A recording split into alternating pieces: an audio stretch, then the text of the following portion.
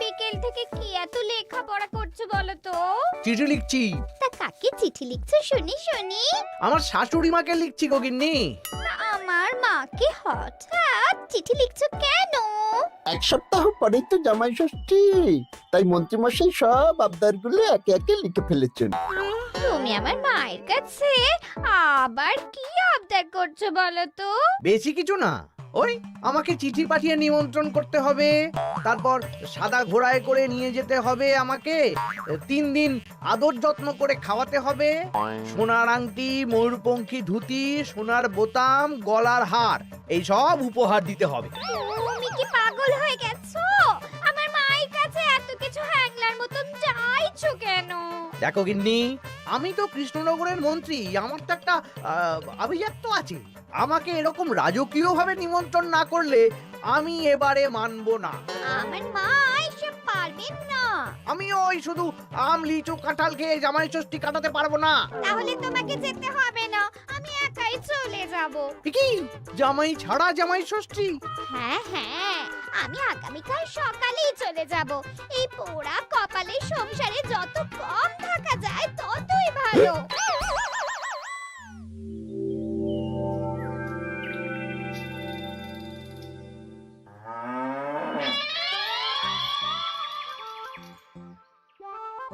এই চলো চলো চলো চলো।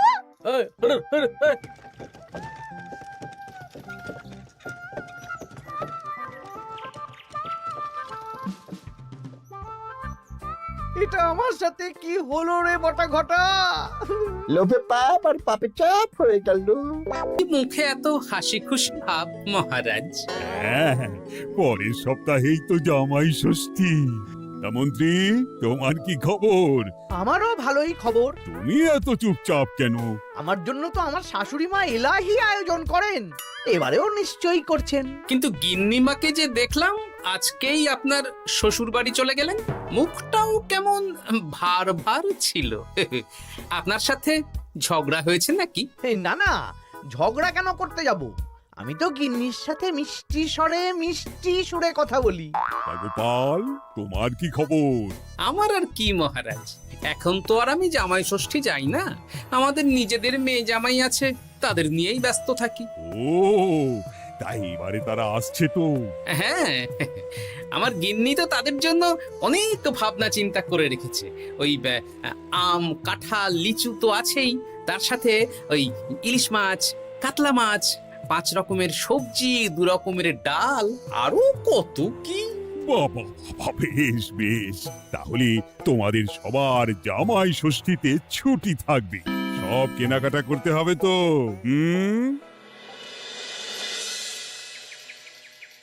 মাথাটা খারাপ হয়ে যাচ্ছে রে, সবাই চব্যচস্য খাবে। মন্ত্রীমশাই, এই তো সুযোগ। কিসের সুযোগ? আমি বলতে চাইছিলাম যে এই সময় সব সভাসদেরাই তো জামাই ষষ্ঠীর নিমন্ত্রণ রক্ষা করতে শ্বশুর বাড়ি যাবে, আর সবাই কিছু না কিছু কিনে নিয়ে যাবে। হ্যাঁ, শাড়ি গয়না মিষ্টি। আর গোপাল তো ওর জামাইয়ের তদবির করতেই ব্যস্ত থাকবে। গোপালও কেনাকাটা করবে, তাই এই সুযোগটা হাতছাড়া করা যাবে না। হ্যাঁ, সবাই হাত খুলে খরচ করে কেনাকাটা করবে, আর আমি ওই কেনাকাটায় ভাগ বসাবো। একদম এইটাই বলতে চাইছিলাম। শোন, তোরা শুধু ভাবনা চিন্তা করে নে কিভাবে কুচির কাজটা করা হবে। আমি আগামীকাল রাজসভায় একটু বিশদে জেনে নেব যে কে কি কবে কিনছে। কেমন? বেশ, তাহলে তো কাজ আরো সোজা হয়ে গেল। আমরা সোজা কাজ করব, আপনি মজা নেবেন। একদম।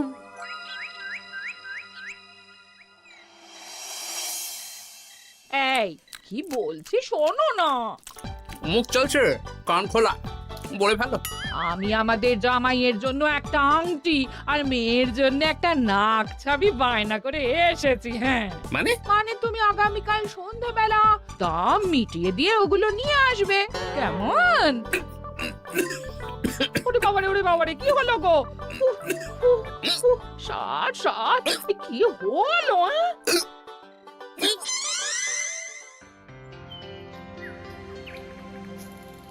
তোমার মুখ ওরকম বাংলার পাঁচের মতো হয়ে আছে কেন? আর বলবেন না মহারাজ, গিন্নি আমাদের মেয়ে জামাইয়ের জন্য একটা আংটি আর একটা নাকছাবি বায়না করে এসেছে। আজ সন্ধেবেলা আবার সেগুলো নিয়ে আসতে হবে। গোপাল তাই খরচের ভয়ে পাগল হয়ে যাচ্ছে। তা বাকিদের কেনাকাটা কত দূর? আমি ভাবছি ওই আগামীকাল দুপুরেই সব কেনাকাটা করে নেব। শ্বশুর মশাইয়ের জন্য ধুতি, শাশুড়ি মায়ের জন্য ভালো শাড়ি, হ্যাঁ, আর তারপর ওই ফল মিষ্টি আরো অনেক কিছু, হ্যাঁ, সব কিনতে হবে। আমি তো ভাবছি আজকেই কিনে রাখবো, সন্ধেবেলা একটু যাওয়ার আছে। আমি তো বিয়ে করিনি, তাই আমার জামাই ষষ্ঠী নেই। আমি তাই হাত গুটিয়ে বসে থাকবো। আর বাকিদের? আমার মহারাজ, বুঝে গেছি, তোমরা এখন থেকেই ব্যস্ত হয়ে পড়েছ। ঠিক আছে, তাহলে আমি এখনই ছুটি ঘোষণা করলাম।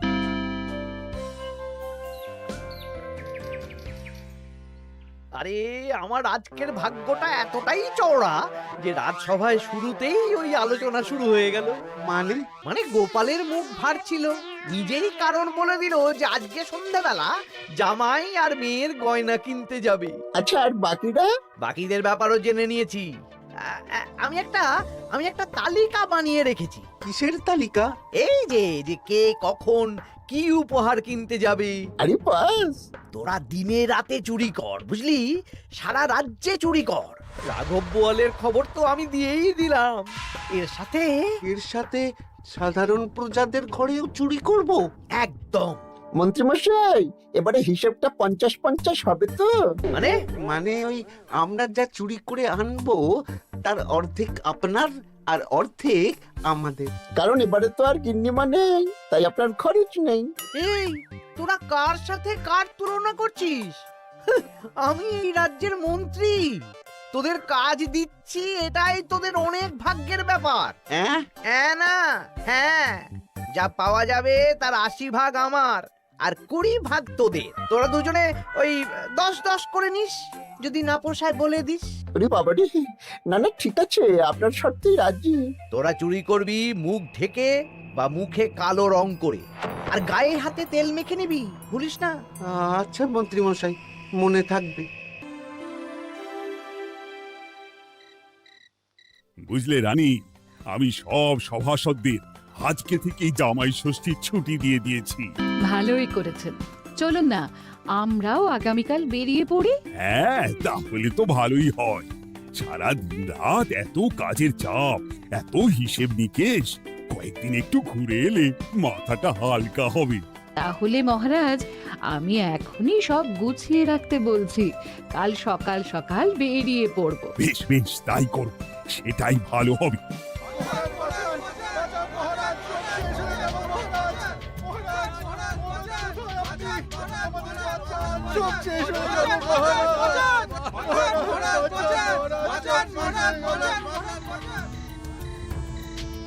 আমি তো আমার শ্বশুরের জন্য একটা পাঞ্জাবি কিনে এনেছিলাম, জানলা দিয়ে চোর শিখ বাড়িয়ে ওই নতুন পাঞ্জাবি চুরি করে নিয়ে পালিয়েছে। আমিও একটু আগে ওই দুটো থলে নিয়ে কেনাকাটা করে ফিরছিলাম, তারপর দেখি দুদিক থেকে দুটো কালো মতন মুখের লোক এলো আর ছোঁ করে আমার হাত থেকে দুটো থলে নিয়ে পালালো। ছি ছি সেনাপতি, তুমি না আমাদের রাজ্যের সেনাপতি, আর তোমার হাত থেকে চুরি হয়ে গেল? দুটো চোরকে ধরতে পারলে না? অনেকক্ষণ ছুটে একটা চোরকে ধরে ফেলেছিলাম মহারাজ, কিন্তু ওর হাতে এত তেল মাখানো ছিল যে যেই হাতটা ধরি অমনি পিছলে পালিয়ে যায়। মহারাজ, আমার তো বাড়ি থেকে দুটো পাতা কাঁঠাল নিয়ে পালিয়েছে, সাথে একটা রূপোর বাটি। ভেবেছিলাম এই বছর জামাইকে রূপোর বাটিতে পায়েস খাওয়াবো, কিন্তু সর্বনাশ হয়ে গেল। বলো কি? আমি তো ভাবছিলাম কালকেই নিজের শ্বশুর বাড়ি চলে যাব, কিন্তু এই পরিস্থিতিতে কি করে আর যাব বলো তো? শোনো সেনাপতি, সবাইকে বলে দেবে আগামীকাল রাজসভায় আসতে, আর রাজ্যে সুরক্ষার ব্যবস্থাও বাড়িয়ে দাও। আচ্ছা মহারাজ। বলি, দামটা আর একটু কমাও না। না না না, এর চেয়ে কমে দিতে পারবো না। তুমি যা বলছো তাতে শুধু আংটি হবে, কিন্তু নাক ছাবি হবে না। আরে বাবা, আমার এখন হাত টান অবস্থা, তুমি বোঝার চেষ্টা করো। এক কাজ করো, আমাকে আমাকে তুমি ধারে দিয়ে দাও। আমার কাছে গয়না কেনার একটাই মূল মন্ত্র, আজ নগদ কাল ধার। হয় নগদ দাও, নইলে খালি হাতে যেতে হবে। বেশ, আমি তাহলে কালকেই আসবো, ধারে নিয়ে যাব। হ্যাঁ, বাবা রে বাবা, কি শেয়ানা বুদ্ধি! উহ,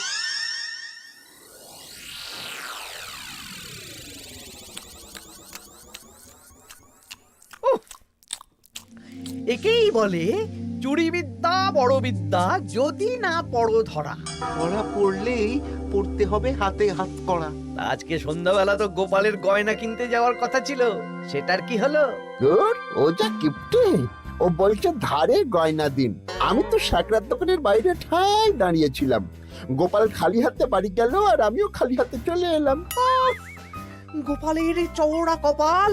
কিন্তু সুযোগ একবার পেলে আমরা হাতছাড়া করব না। হ্যাঁ, তোমাকে যে এত করে বললাম সন্ধেবেলা জামাইয়ের আংটি আর মেয়ের নাক চাবিটা নিয়ে এসো, তা কথা কানে যায়নি নাকি?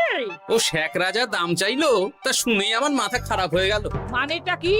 শেখরা বলেছে আজ নগদ কাল ধার, তাই আমি কালকে ধারে নিয়ে আসবো। ওহ, তোমাকে নিয়ে আর পারি না। হ্যাঁ, মেলা কথা না বলে খেতে দাও দেখি। দিচ্ছি দিচ্ছি। তা বলি, রাজ্যের খবর কিছু শুনেছো? হ্যাঁ, কি খবর? এই যে আজকে সন্ধেবেলায় অনেক জায়গায় চুরি হয়েছে। হ্যাঁ, বলো কি? হ্যাঁ গো হ্যাঁ, আগামীকাল তোমাদের রাজসভার ছুটি বাতিল। রাজবাড়ি থেকে লোক এসেছিল, জানিয়ে গেছে। ব্যাপারটা কি? বলছি হাত পা ধুয়ে নাও, খেতে বসো। বলছি বলছি, দাঁড়াও।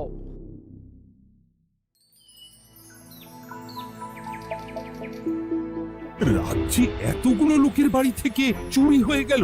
ভগবানের অশেষ করুণা মহারাজ, আমার বাড়ি থেকে এখনো চুরি হয়নি। হয়নি তো কি হয়েছে, হবে। তোমার বাড়িতেও চুরি হবে। বাবা, মন্ত্রীমশাই, আপনি কি আগে থেকেই জানেন নাকি যে আমার বাড়িতেও চুরি হবে? তা চোর কি আপনার মাস্তুতো ভাই নাকি? কি মন্ত্রী, তুমি কি চোরকে চেনো?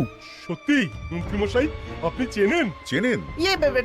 না মানে এই চিনি না, আসলে ইয়ে করলাম, মানে আন্দাজ করলাম। কোন যুক্তিতে আন্দাজ করলেন মন্ত্রীমশাই? না, আসলে যারা যারা এই বছর জামাই ষষ্ঠীতে যাচ্ছে বা জামাই আদরের আয়োজন করেছে, চোর বেছে বেছে তাদেরই চুরি করছে তো, তাই আর কি। ও, বুঝেছি। এটার সাথে মন্ত্রীমশাইয়ের একটা যোগ থাকলেও থাকতে পারে।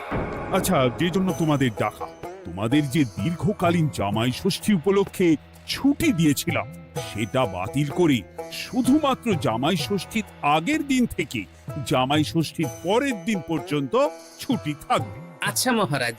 আর সবাই একটু সাবধানে থেকো, দিনকাল খুব খারাপ। মন্ত্রীমশাই অত জোর দিয়ে কেন বললেন কথাটা?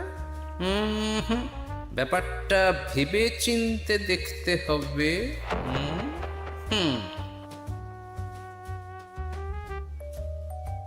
এই তো পুটি, এই পুটি, শোন শোন শোন। বলো। বলছি, তুই বাড়ি যাচ্ছিস তো? হ্যাঁ গো দাদু। শোন না, তোর বাবাকে একবার দুপুরবেলা আমার সাথে দেখা করতে বলিস তো। আচ্ছা দাদু, ঠিক আছে, আমি বলে দেব। বেশ, এই তাড়াতাড়ি আসতে বলিস, কিন্তু বেশি দেরি যেন না করে। ঠিক আছে গো দাদু, বলে দেব।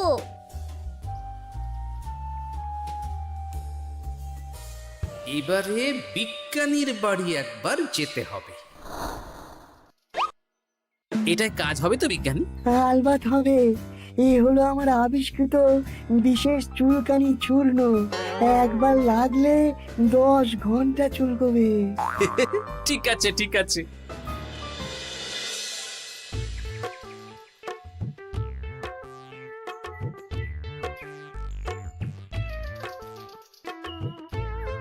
ও গোপাল দাদা, তুমি আমাকে ডেকেছো? হ্যাঁ শোনো পুটির বাবা, তোমাকে একটা কাজ করতে হবে। বলো কি কাজ? তুমি আজ বিকেলে আমাকে একটা বড় ঝুড়িতে সবজি দেবে। শুধু সবজি না, সবজির সাথে ওই ফল মূল মাছ সবকিছু টাটকা না হলেও চলবে। সেটা আবার কেন? সে পরে বলবো। আচ্ছা আচ্ছা গোপাল দাদা।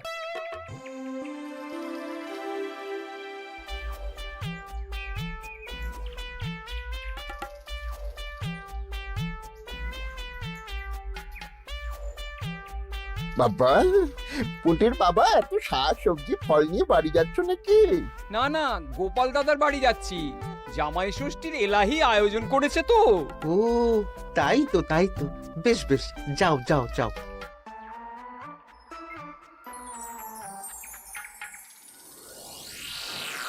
বলিস কি রে?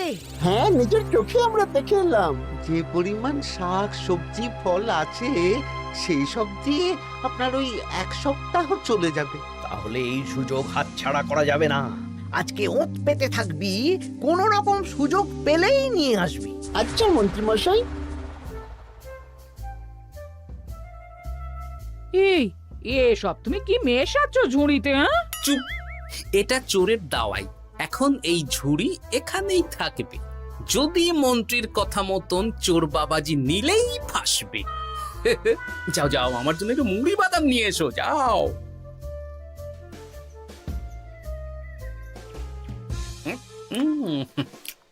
আহা, মুড়ির কি স্বাদ!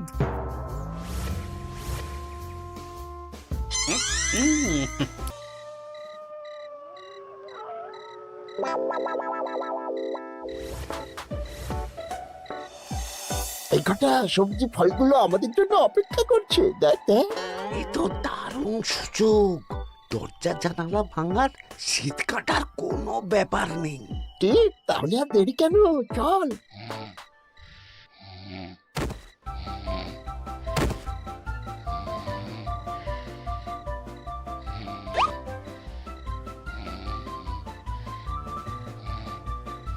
ওরে বাবা রে, কি চুল করছে রে। ওরে বাবারে, আমারও হাত চুল করছে। ওরে বাবা রে, চুল করছে তো। ওরে বাবারে, এই কে রে? এই সেরেছে, গোপাল চলে এসেছে। আর পালানোর পথ নেই।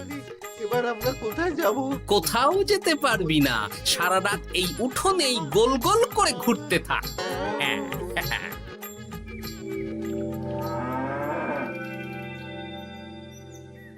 ও এখনো বেটারা এলো না। ওরা ধরা পড়ে গেল না তো? ধরা পড়ে আমার নাম বলেনি তো? না না, আজ আর রাজসভায় যাব না। বলবো বলবো আমার শরীর খারাপ, আমি চুরির কিচ্ছু জানি না। হ্যাঁ,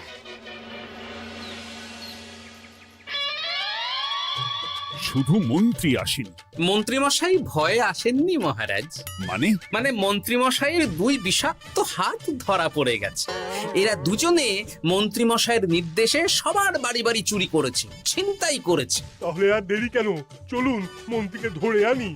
এ না হয় ধরবেন, কিন্তু উনি যদি অস্বীকার করেন, কারণ চুরির সময় উনি তো উপস্থিত ছিলেন না, যদি বটা ঘটার কথা অস্বীকার করেন। সে ভাবনাও আমার ভাবা আছে। শোন বটা ঘটা, এই তো ভালো বুদ্ধি, চলো সবাই।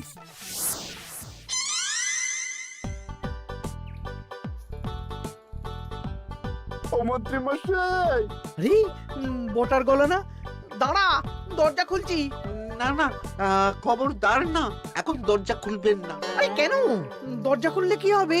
বলছি তো খুলবেন না, আমরা এখান থেকেই কথা বলবো। তোদের চিন্তায় আমি পাগল হয়ে যাচ্ছিলাম। তোদের যে গতকাল সন্ধ্যাবেলা গোপালের বাড়িতে চুরি করতে পাঠালাম, সেটার কি হলো? সেটা আমি পরে বলবো, আগে বলুন আপনি আজ রাজসভায় যাননি কেন? আরে ভয়ে ভয়ে, আমি ভাবলাম তোরা ধরা পড়ে গেছিস। এবার আপনি দরজা খুললেই দেখতে পাবেন আমরা কি এনেছি। একবার বলে দরজা খুলুন, একবার বলে খুলবেন না। কি হচ্ছেটা কি বটা? এ কি? মন্ত্রী, তাহলে তুমি সেই চোরের মাথা? মানে মাস্তুতো ভাই, আমার চালে সব নিজের মুখে স্বীকার করে নিলেন, আর কিছু না বললেও হবে। না না না না না না, আরে ওই তো আমার চুরি যাওয়া জিনিস। ওই তো আমার শ্বশুর মশাইয়ের গিলে করা পাঞ্জাবি। সেনাপতি, মন্ত্রীকে আর বটা ঘটাকে কারাগারে নিয়ে গিয়ে আচ্ছা সে ধোলাই দাও। একদম মেরে জামাই আদর করবো, চলুন। আবার ধরা পড়ে গেলাম। এবার সবার ছুটি, যাও যাও, আনন্দ করো, খাও আর খাওয়াও।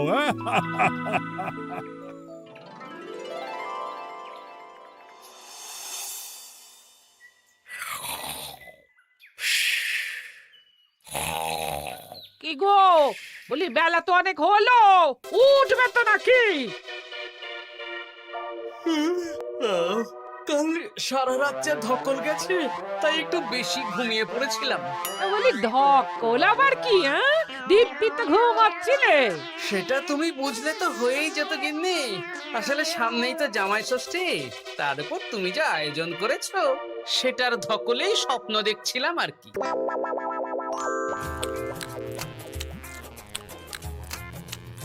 জমানো দই, জমজমাট খাবার, দারুণ হয়েছে রান্না। জমজমাট জামাই ষষ্ঠী, শুরু হবে আমার কান্না।